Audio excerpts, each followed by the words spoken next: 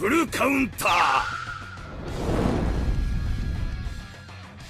Alright lads, welcome back to the Grand Cross video, and boys, the slime collaboration is now over, and now it's time to start talking about what could be the next collaboration. It's very likely we're going to get probably AOT if we are to get another rerun, and I've already made a video like this about AOT, and I want to quickly update that video, because in that video at the time, we thought we were going to get 3 slime characters, so I predicted we were going to get 3 AOT characters, and in that video I did say we're going to get Armin, the Armor Titan, also a Titan from Rerun, just base form, right? It's an actual SSR, rather than him transforming. So I think now that we only know we're only going to get 2 characters, it's very likely if we do get a rerun for AOT, it's only going to be Titan Rerun, probably base form, just like maybe based on the new season where he's got the Warmer Titan powers, and I guess also Armin, who would be some sort of support character because he doesn't re-attack. Maybe if they want to, they can give him the ultimate, which is what power he has. I don't want to support AOT if you haven't seen it because that's not the video for it, but they can give him what he has in the anime. If you know, you know. But after AOT, another collab like to return is going to be ReZero, which has been out for almost a year and a half now, about a year now basically, and well, they do need buffs, not buffs but relics to make them better, also get the final weapons to make them more usable in PP now. And now we're going to run through what we could see for relics, outfits, and also the main one, the 2 new characters, because we are going to be getting 2 new characters, or likely to get 2 new characters. So today we're going to run through it. It's going to be a long video. Let's just jump in straight away. Alright, so start with 2 characters. Who's going to come? So obviously the first one is going to be Subaru. It was a given. You may be confused of why it didn't come the first time, but every single collaboration that come out in every other gacha game, they always do the 4 main girl, which is Beatrice, Ram, and Emilia. They hardly even add Subaru, so I think even saying Subaru is coming might even be a bit of a stretch, because we may even get just 2 other girls. Because it kind of depends on what gacha game it is. I think in Grand Cross, Subaru works really, really well. I'll go through his skills in a second. But who will be the second character? Now, this one is actually quite hard.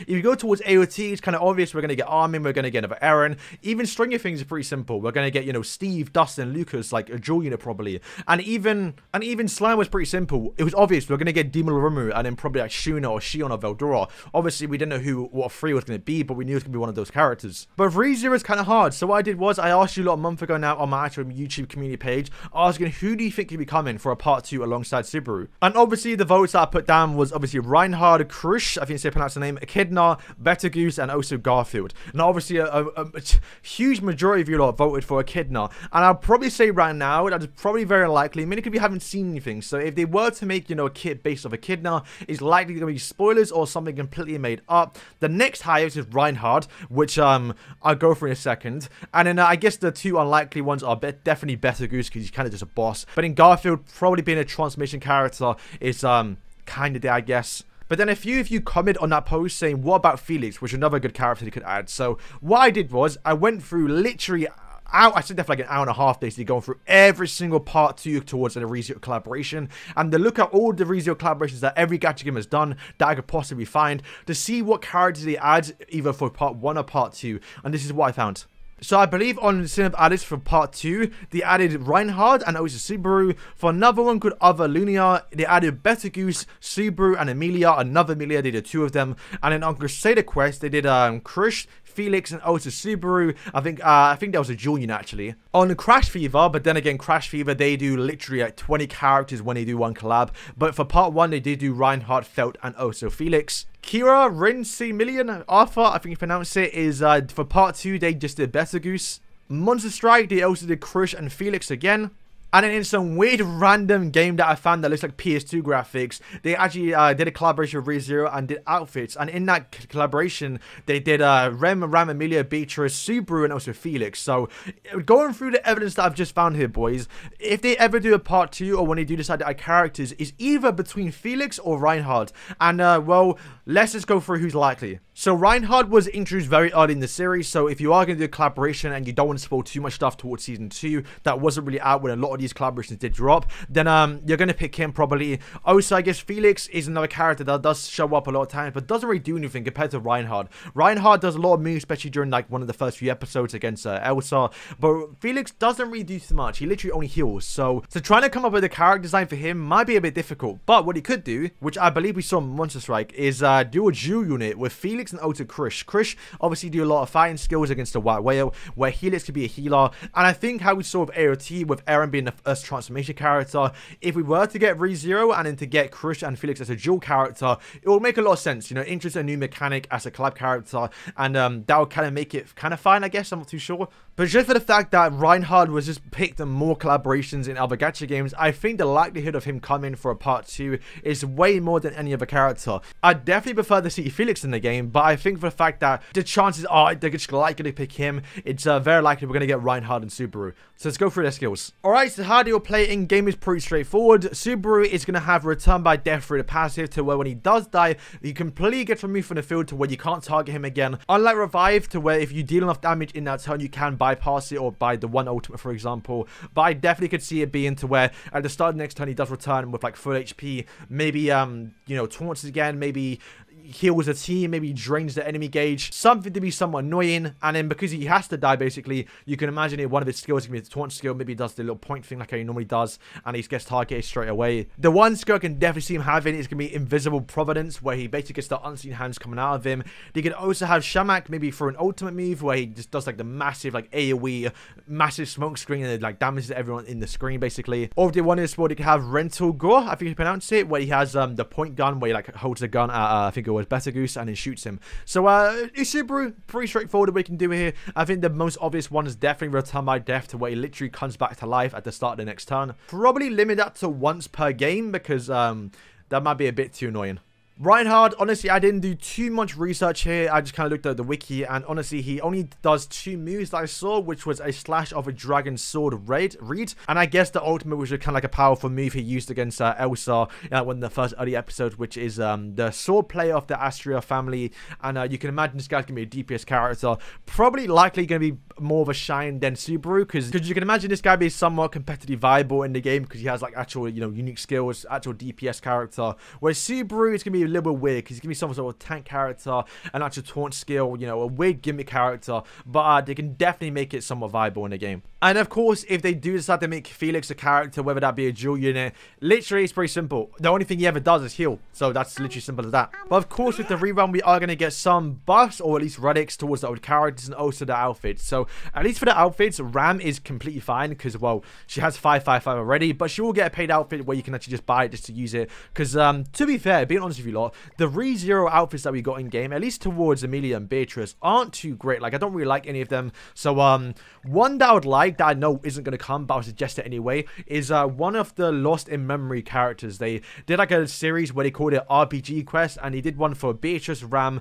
Rem, also I think Emilia, and also Subaru, where they're kind of like an RPG style outfit designs, and I kind of like them. So on screen now you can see them. I, to be fair, probably like Emilia's the most. Obviously she has a sword and shield, which wouldn't work in the game, but you can imagine Puck would have some sort of RPG design too. I kind of like if they did that, because it looks good in my opinion. But for outfits, once again, typically they like to make it up, so once again, I can't really predict it, but that is one of my suggestions. As for buffs, they don't need any. They're still really good right now in the meta, but they can definitely use a bit more help with the CC, with the actual final outfit, and also the relic will make them a lot more better as well. Alright, so for Beatrice's relic, obviously it's not going to be exactly what I say, but it'll be something along the lines of what I say, basically, because it's kind of what the character needs. For example, when I said relic for Millen needs to be some sort of crit damage, a crit chance, they literally gave that basically a crit chance, a crit damage. So at least for Beatrice, what she does need right now is definitely more attack rate stats, to where she can crit, to where she can do more damage, because literally the more damage she deals, the more she heals. So literally the more, she just needs more damage. Also, I would probably just say, honestly, because it won't even break the character, but it'll make her usable, and even then she probably won't even be that good,